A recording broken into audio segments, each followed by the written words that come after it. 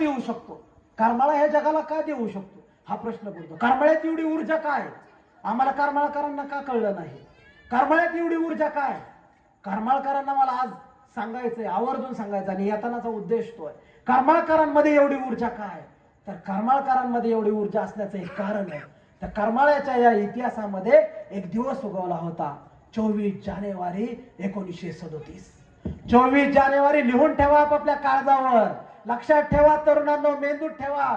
24 जानेवारी 1937 हा दिवस उगवला होता या करमाळ्याच्या इतिहासामध्ये. आणि या दिवशी या करमाळ्याच्या इतिहासामध्ये एक अलौकिक घटना घडली होती. या करमाळ्याच्या इतिहासाला कलाटणी देणारी, करमाळ्याचा इतिहास अजरामर करणारी. करमाळा अख्खा सजला होता, आता लाइटिंगनी सजलाय, पण पहिल्या लाइटिंग नव्हत्या. फुलांच्या माळा लावायची, तोरणं लावायची, केळीचे खुडे उभे करायची, आणि या चौकात या कमलादेवीच्या इकडच्या रोडला केळीची खुटं लावली होती. आणि करमाळा सजला होता. आणि करमाळा का सजला होता? तर करमाळ्यात चौकामध्ये लोक उभं राहून चर्चा करत होती, करमाळ्यामध्ये आज काय आहे, करमाळ्यात आज काय आहे. आणि गावागावात जत्तेच्या जत्ते, लोकच्या लोक या करमाळ्याच्या दिशेने येत होती. अस्पृश्यते बांधव या करमाळ्याच्या दिशेने चुंडीने येत होते. त्यांच्यामध्ये एक वेगळी ऊर्जा होती, त्यांच्यात एक ताकद संचारली होती. आणि करमाळ्याकडे माणसं येत होती. करमाळ्यात जत्रेचं स्वरूप आलं होतं, माणसाचे थवेच्या थवे करमाळ्यात आले होते. सगळ्यांच्या चेहऱ्यावर एक उत्साह होता, सगळ्यांच्या चेहऱ्यावर काहीतरी तेज दिसत होतं. अरे आज माणूस एखाद्याच्या दर्शनाला जावा आणि तिथून काहीतरी त्याला मिळावं असा उत्साह त्यांच्या चेहऱ्यावर होता, की आज त्यांना काहीतरी मिळणार होतं. गर्दीने लोक उभे होते, एकमेकात चर्चा करत होते. आणि एकमेकात चर्चा करणारे लोक जिथं मंडप होता त्या मंडपाच्या बाजूने उभे होते, एका गाडीची वाट पाहत होते. पहिले एखादी गाडी आली गावात, गाडीचा धुराळा उडायचा, लोक बघायची. चारचाकी एखादीच यायची महिन्यातनं, आणि ती एक गाडी येताना दिसली, गाडीचा धुराळा उडायला लागला. आणि लोक मोठमोठ्याने घोषणा द्यायला लागले, लोक मोठमोठ्याने घोषणा देत होते. सगळ्यांमध्ये ऊर्जा संचारली होती, मंडपात माणसं फुल भरलेली होती, सगळी माणसं उठून उभी राहिली, मोठमोठ्याने घोषणा द्यायला लागली. आणि माणसं घोषणा देत असताना ती गाडी, ती चारचाकी मोटार मंडपापर्यंत आली. आणि मंडपापर्यंत आलेल्या त्या डॉक्काळ्या गाडीतून एक राजबिंड व्यक्तिमत्व उतरलं, रुबाबदार नाकाचं, दिपाड देहाचं ते व्यक्तिमत्व, ज्यांच्या चेहऱ्यावरती विद्वत्तेचं तेज आहे, त्यांचं कपाळ रुंद आहे, भरजरी पोशाख केलेला आहे, सुटबुट टायकोट घातलेला आहे. आणि असा तो राजबिंडा व्यक्तिमत्व त्या गाडीतून खाली उतरलं, त्यांचं पाऊल या जमिनीवरती पडलं. आणि खऱ्या अर्थानं करमाळ्याची भूमी पावन झाली, कारण करमाळ्यात पोहोचलेलं ते पाऊल होतं, करमाळा पावन करणारं ते पाऊल होतं विश्वरत्न डॉक्टर बाबासाहेब आंबेडकरांचं. आणि तो दिवस होता 24 जानेवारी 1937.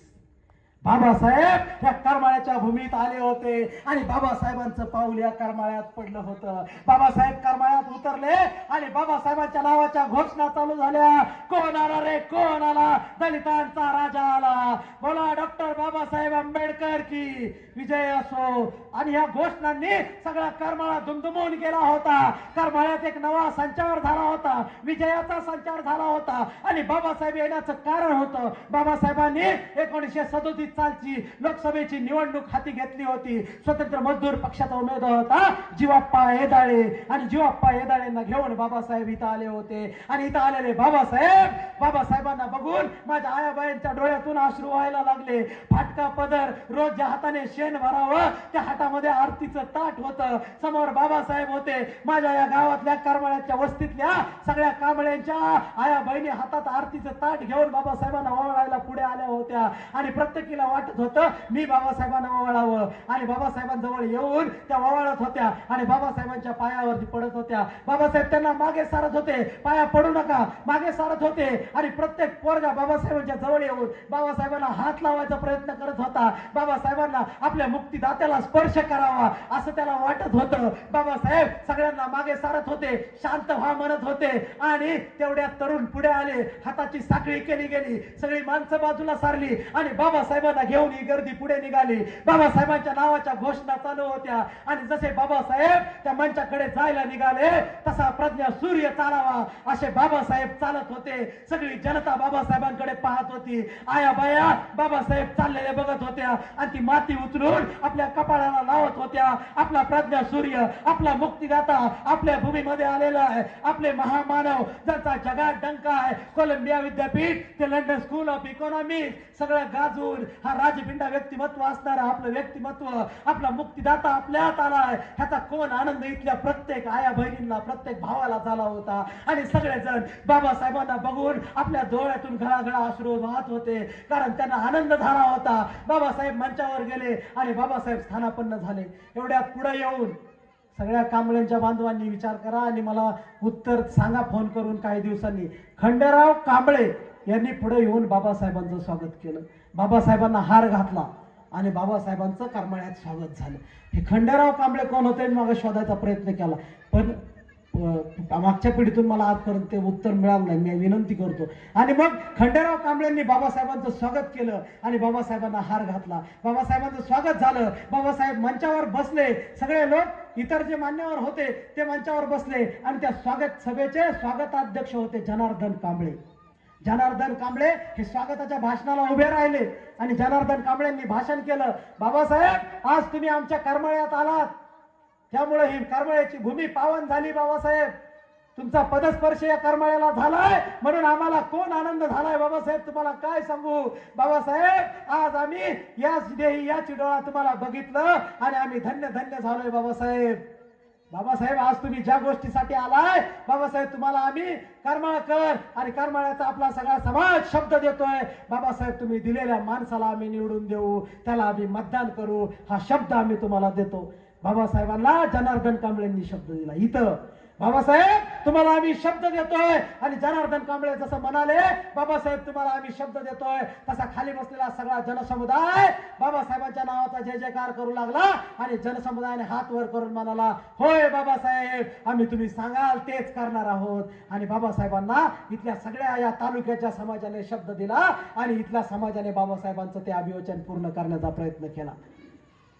कांबळेंचं भाषण संपलं, बाबासाहेब उभे राहिले, बाबासाहेबांच्या नावाची घोषणा झाली आणि बाबासाहेब भाषणासाठी त्या मंचाकडून माईककडे चालायला लागले.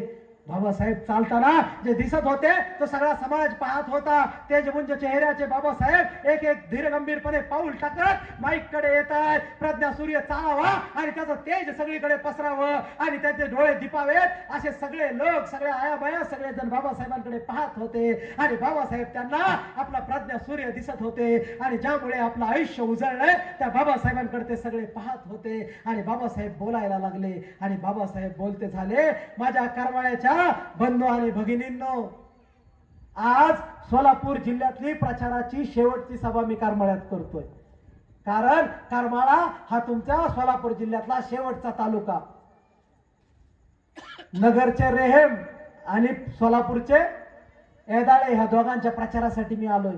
आता करमाळ्यातली सभा करून मी नगरला जाणारे बांधवांनो, त्यामुळे माझ्याकडे वेळ कमी आहे.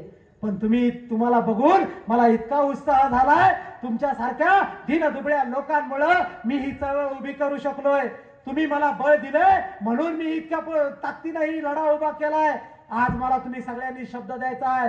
करमाळकरांनो, तुम्ही मी सांगितलेल्या माणसाला बहुसंख्येने मत देऊन खऱ्या अर्थानं आपले प्रतिनिधी लोकसभेत पाठवायचं हे बाबासाहेब म्हणतायत.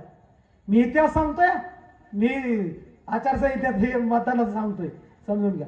तर बाबासाहेब तेव्हा म्हणतायत आणि बाबासाहेब सांगतात, बांधवांनो या ठिकाणी मला तुम्हाला एक गोष्ट आवर्जून सांगायची. आपण म्हणतो बाबासाहेब म्हणाले होते आपली स्वतःची व्यवस्था, राजकीय व्यवस्था निर्माण करा, हे बाबासाहेब यावल्यात म्हणाले, नाशिकला म्हणाले, असं आपण अनेक वेळा म्हणतो.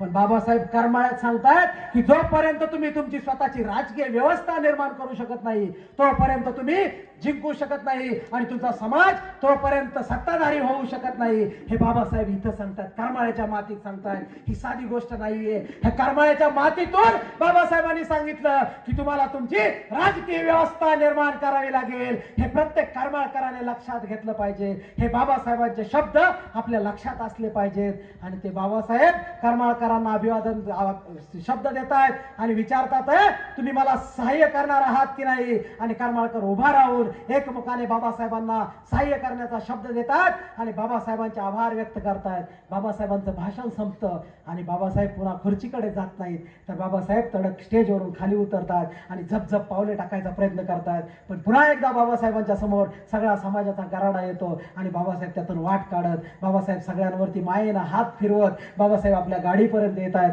बाबासाहेब गाडीत बसताना पुन्हा एकदा सगळ्यांना हात करतात आणि या करमळ्याच्या भूमीतून बाबासाहेबांची गाडी पुन्हा एकदा नगरच्या दिशेने मार्गस्थ होते. आणि तो दिवस इथल्या काळजात इतिहासात कोरला जातो. 24 जानेवारी हा दिवस, बाबासाहेब या भूमीत आलेला दिवस. मला वाटतं करमाळकरांचा प्रत्येकाचा स्वाभिमानाचा दिवस आहे आणि करमाळकरांना स्वाभिमान शिकवणारा दिवस आहे. म्हणून हा दिवस आपल्या लक्षात असला पाहिजे. आणि करमाळकर यामुळे धन्य झालेले आहेत की बाबासाहेब इथं आलेले आहेत. हे मला वाटतं हा प्रसंग तुम्ही काळजावर कोरा, कारण प्रसंगातून फक्त टाळ्या वाजवायच्या नाहीत, घरी जाऊन आनंद साजरा करायचा नाही, यातून शिकावं लागेल. बाबासाहेब सांगतात की तुम्हाला राजकीय व्यवस्था निर्माण करावी लागेल, तरच तुम्हाला इथं सत्ताधारी होता येईल. आणि म्हणून ही राजकीय व्यवस्था निर्माण करण्यासाठी तसे लोकप्रतिनिधी निवडावे लागतील. बाबासाहेब संविधान देतानाही ते सांगतात, संविधान किती महान आहे हे महत्वाचं नाहीये, तर संविधान राबवणारे कसे आहेत हे महत्वाचं आहे. हे आपल्याला आधी समजून घ्यावं लागेल आणि त्यासाठी तशी माणसं निवडावी लागतील.